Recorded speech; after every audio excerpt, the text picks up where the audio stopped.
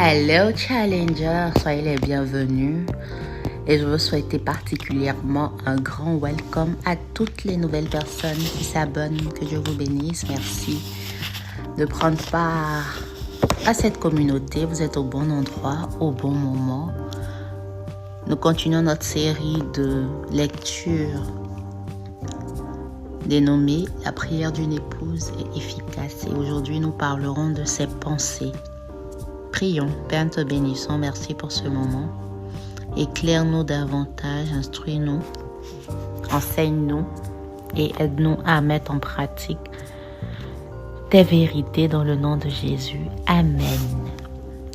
Il fut un temps où j'attribuais toutes les luttes mentales de mon mari à son génie musical. Vous connaissez le tempérament de l'artiste, brillant et dynamique d'un côté, sombre et morose de l'autre.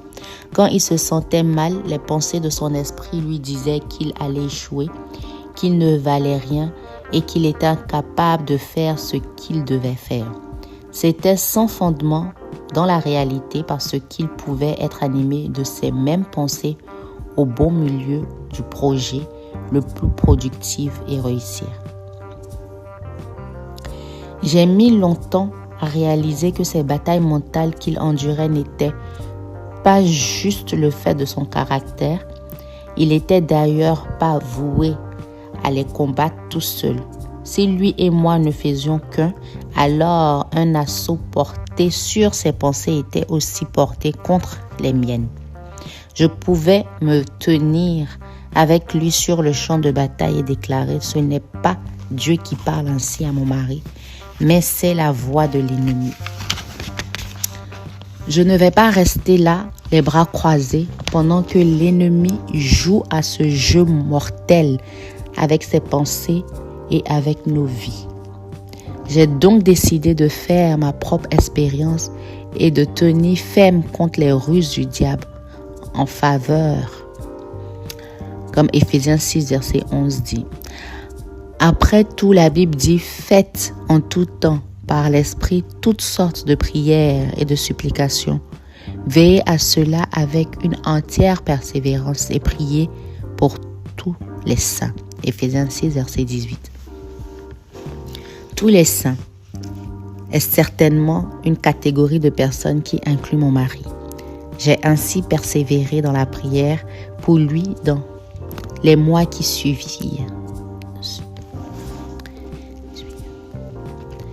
Et je fus émerveillée de voir les résultats. Non seulement contrôla-t-il mieux ses pensées, mais j'ai même pu voir les assauts de l'adversaire, avant qu'il n'arrive et contrecarrer dans la prière avant que l'ennemi n'ait une certaine emprise. Plus il m'a vu prier pour lui, plus il a réalisé d'où venaient tous ces mensonges et moins il a voulu les croire. En voyageant de par le pays pour y enseigner, j'ai eu l'occasion de parler avec toutes sortes de femmes. J'ai été étonnée de voir à quel point ce problème est universel. En fait, quel que soit leur tempérament ou leur arrière-plan, les maris semblent devoir affronter ce type de mensonge. J'ai fini par réaliser que les hommes ont tous un ennemi commun qui veut dévaloriser ce que Dieu veut faire de leur vie. Les femmes ont le même adversaire, mais les hommes sont plus vulnérables à ces attaques dans certains domaines. Même l'homme le plus fort peut finir par être épuisé, submergé, accablé, désespéré ou embarqué dans des affaires qui le tiennent éloigné de la présence de Dieu. Il ne voit pas toujours les pièges de l'ennemi qui veut lui faire croire que ce qu'il affronte est une montagne insurmontable. Son esprit se remplit alors de mots tels que désespéré, bon à rien, échec impossible, fini et à quoi bon essayer. Une épouse peut prier que son mari discerne les mensonges et entende plutôt les mots tels que espoir, prospérité, possibilité, succès et nouveau commencement, en sachant qu'ils viennent de Dieu. Les deux armes les plus puissantes contre les attaques du mensonge dans la pensée de votre mari sont la parole de Dieu et la louange. Car la parole de Dieu est vivante et efficace, plus tranchante qu'une épée quelconque, à deux tranchants, pénétrante jusqu'à partager l'âme et l'esprit, jointure et moelle. Elle juge les sentiments et les pensées du cœur. Hébreux 4, verset 12. En prononçant la parole de Dieu, vous pouvez démasquer de mauvaises pensées et leur enlever ainsi tout pouvoir. Si votre mari ne le fait pas pour lui-même, vous pouvez néanmoins confesser la parole de Dieu sur sa vie, en sa présence ou seul dans la prière, et voir des résultats positifs. Je l'ai fait pour mon mari bien des fois et il peut rendre témoignage que cela a été efficace. Je lui rappelle parfois que Dieu ne lui a pas donné un esprit de crainte, mais de force, d'amour et de sagesse, c'est-à-dire une pensée saine, littéralement de sombre bon sens. 2 Timothée 1, verset 7. Je lui ai dit que je prie pour lui afin que cette pensée saine l'anime en tout temps. La louange est aussi un outil puissant car la présence de Dieu demeure parmi nous quand nous l'adorons. Dans sa présence se trouve la guérison et la transformation de nos vies. Car ayant connu Dieu, ils ne l'ont point glorifié comme Dieu et ne lui ont point rendu grâce, mais ils se sont égarés dans leurs pensées et leur cœur sans intelligence a été plongé dans les ténèbres. Romains 1, verset 21. Vous ne voulez pas que des pensées futiles accablent l'esprit de votre mari? Louez Dieu en confessant une pensée saine en faveur de votre mari et il pourra discerner quelles sont les pensées à accueillir et celles à rejeter. La dépression, l'amertume, la colère, la peur, le rejet, le désespoir, la solitude, la rébellion, la tentation, le mal et bien des maladies commencent dans nos pensées, dans notre esprit. Ces choses peuvent prendre le contrôle de nos vies à moins que nous ne contrôlions d'abord nos pensées. C'est pour cela que Dieu nous enseigne de ne pas prendre tout ce que nous est dit comme étant la vérité. J'ai tendu mes mains tous les jours vers un peuple rebelle qui marche dans une voie mauvaise au gré de ses pensées. Isaïe 65, verset 2. Il veut que nous prenions part à ses pensées, nous qui croyons avons la pensée de Christ. 1 Corinthiens 2, verset 16.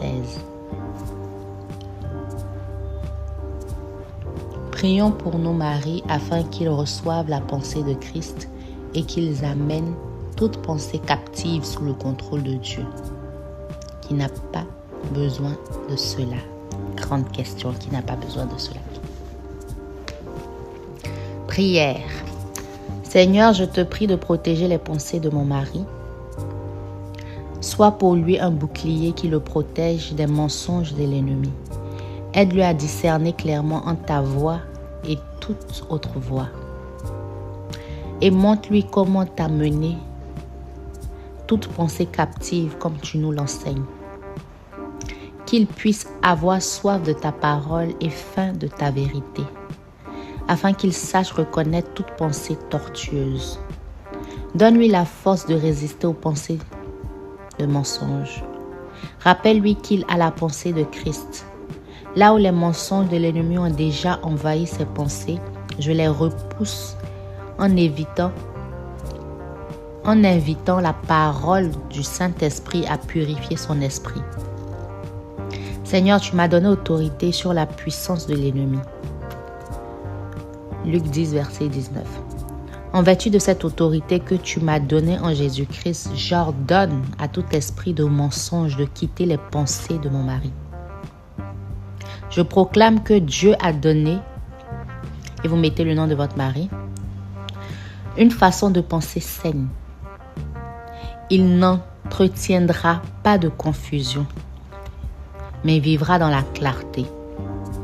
Il ne sera pas tourmenté par des pensées coupables, impures, mauvaises ou négatives, mais il sera transformé par le renouvellement de l'intelligence, afin qu'il puisse discerner quelle est la volonté de Dieu, ce qui est bon, agréable et parfait. Romains 12, verset 2. Rends-le capable d'être fort dans le Seigneur et par sa force toute puissante. Éphésiens 6, verset 10. Aide-le à ne s'inquiéter de rien, mais en toute chose à faire connaître ses besoins à Dieu par des prières et des supplications, avec des actions de grâce, et la paix de Dieu qui surpasse toute intelligence gardera son cœur et ses pensées en Jésus-Christ.